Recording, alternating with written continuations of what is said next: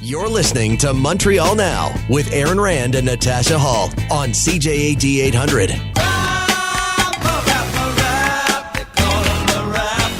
That is James Mennie. He is over at the Montreal Gazette. Jim, we're going to break the story. We're not going to understand now, but the Liberals weighing in on Bill 40. Is this because it's not confirmed officially? Yeah, it's not confirmed. Okay. So we're still holding our breath. All right, we're still holding. Yeah, well, maybe you're holding your breath. Yeah, you're dead we'd by be now. the only ones. Yeah, I get it. But yeah. So I want to talk about this other story because I was away when this whole Liberal cabinet shuffle happened, 7 ministers given the door. And what are you saying? That TVA is reporting there are some people not all that thrilled with what went down in this? Well, in fact, what's happening is TVA has picked up a report by the Hill Times. This is kind of an in-house, inside baseball online publication that examines federal politics. And they've lined up about, they say, half a dozen Liberal MPs who, of course, are commenting behind the cloak of anonymity because, and in this particular instance, you might not blame them because we've seen that this government has a very short way with dissent. But they're basically saying if Trudeau wanted to find a new way to bring morale even lower within the caucus, he certainly found a great way to do it with the cabinet shuffle. The area of Scarborough, for example, which I guess is electorally important in the coming election, whenever that'll happen, got not one but two cabinet ministers. A lot of people just saying, "Listen, you know what? This whole thing is just smacks of electoralism." There are people who worked very, very hard here for a long time who weren't even considered, and it's not in the story. But guys, I'll raise it with you: was it that long ago that we were presuming Anna Gainey would be in the cabinet? Yeah, you're right.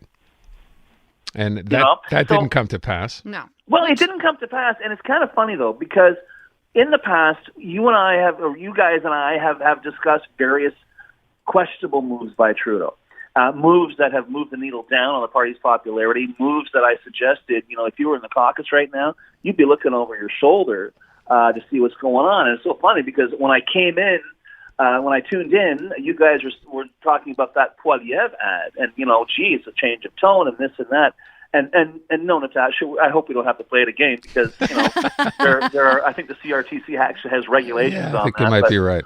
All that said, it seems to me that if not Pierre Poiliev, certainly his handlers are smelling blood because it's been 7 or 8 or 9 or sometimes 10 points difference with in terms of the Conservative lead, right? So we're looking at this. And we're just basically saying, well, maybe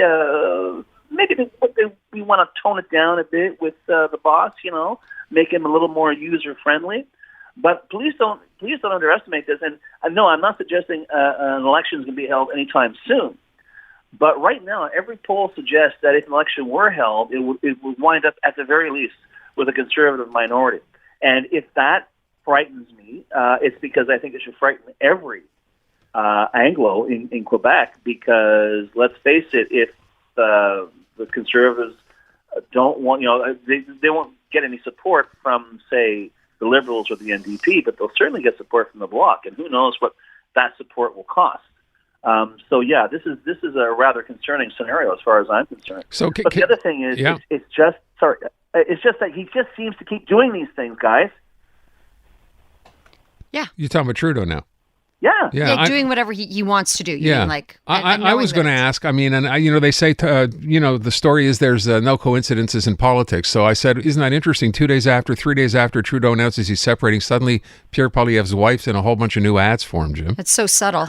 Well, for sure. I mean, there's no question in my mind that they're putting the boots in. But you know what? I'm sorry. This is if you want to be very pragmatic, this is an excellent time to do it.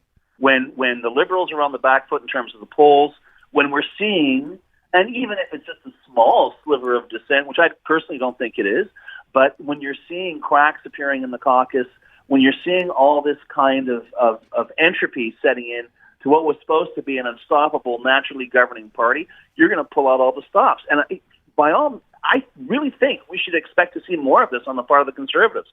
I think it could be potentially disastrous for a lot of our listeners and for a lot of Canadians. But all that said, this is how you do business. And honestly, to a certain extent, Justin Trudeau is making it easy for them. But isn't it at the same time, and I think this was the fallout from the cabinet shuffle, this is a way for Justin Trudeau, recognizing he sees the same polls, obviously, that we do.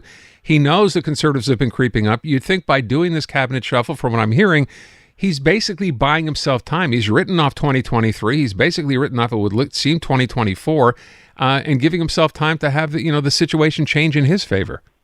Well, that is one scenario, and it certainly seems founded in the facts. But the other thing we can't forget is that in the end, I think Jagmeet Singh of the NDP may tire of being, the Liberals and Trudeau's political crutch.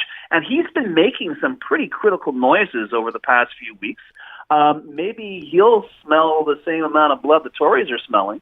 And, we've always presumed, well, if there's an election called, of course, all the NDP voters will get scared and vote for the Liberals. Well, what if that works the other way? What if people turn around and say, I'm so fed up with this regime, I'm so fed up with this government, I'm so fed up with this template that Justin Trudeau and Justin Trudeau alone has created, I'm going to vote for the NDP. It could be even a bigger disaster for the Liberals. But don't I think they just stay home. I think they stay home. Or they change allegiances. I mean, it's not, outside of the realm of possibility, right? Well, listen, the whole dental plan, all that came from, Trudeau's touting it, but all that came from the NDP. Yeah. That was part of their modus vivendi to keep the government in power. But I think at a certain moment when you realize what you're propping up is going to fall anyway, you may see some radical changes in the perspective and in the approach the NDP is taking to governance, and perhaps they may see an opportunity here as well. If not to form the government, who knows? Perhaps to form the official opposition, which I think they'd be happy doing. Yeah. They haven't done that in a while.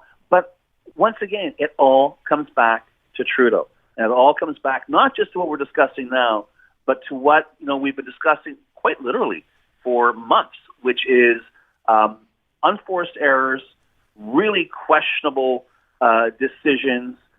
The idea that somehow it's apparently on Justin Trudeau's part, it's 2015, and quite frankly, it's not even 2016 anymore. Mm-hmm. I think a lot of people between, and I know the government did well. Well, the government did well. The government did its job during the pandemic. So, good for them. But people's memories are short. We like to think we're out of the pandemic, and perhaps the expectations for the next election are going to be vastly different than that which existed in 2015. It still definitely feels like a one-man show. Let's get this one in because we're very curious about this headline that you sent us. Montreal City Hall, radar love is more than a song. Well, Valerie, because you heard that, and I think we actually discussed this, Natasha, that the Quebec is going to quadruple the number of, maybe bring it up to 600 or something, photo radars. Oh. And they because it's a huge moneymaker. It just makes them tons of money. I think one mobile radar stationed on Highway 25 by the LaFontaine Tunnel brought in, I think, $4 million. Yeah, that's the money one. Over the space of 3 months. Mm-hmm. So anyway, Valerie Plante, who's always concerned about road safety and the presence of cars, says we'd like at least we have 12, we'd like maybe 60, because that would be really swell. That would calm things down in the city of Montreal, as opposed to the usual construction work. Yeah. More money from photo radar. It's funny, when this story first came up, Jim, I sort of take a look around and you see what other places are doing. We tend to live in a bit of a vacuum here sometimes when it comes to this kind of stuff. Photo radar is a pretty big deal in Europe. And racks in tons and tons of money. I'm okay with it. I know nobody wants to hear it, but I really am. I'm like, they give you fair warning. I mean, every once in a while you get caught off guard, but I'm like, I feel like it's the fair way to get caught speeding. Well, you remember the one they had on the 20, I guess, or towards the Champlain Bridge, right? And everyone knew it was there, so it took a month for everyone to figure it out, and then all of a sudden traffic almost went to a crawl for that quarter of a kilometer, and then they figured it out and they took that one down. They put it somewhere else, but. I don't know. You okay with this? You think this is a bad idea? I think it's great. I'm sorry. I'm with Natasha on this. Yeah. I think it's great. I mean, all it is, and what would be really, really cool is if there wasn't even radar equipment in there.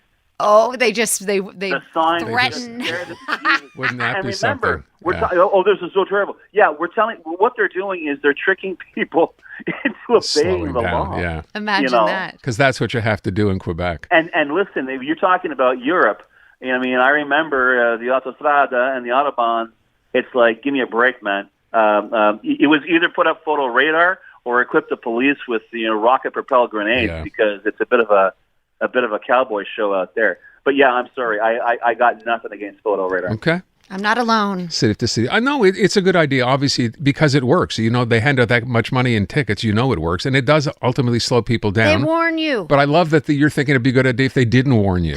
Yeah, that'd do real well. No, I don't want that. Okay. I need the warning. Trust me. James Mennie. Honestly, I think the warning is half of the function. Totally. The idea that it doesn't matter, you won't have to argue. You just keep on driving, buddy, and you'll be getting a little surprise in the mail. James Mennie at the Montreal Gazette. Thank you, Jim. Adam.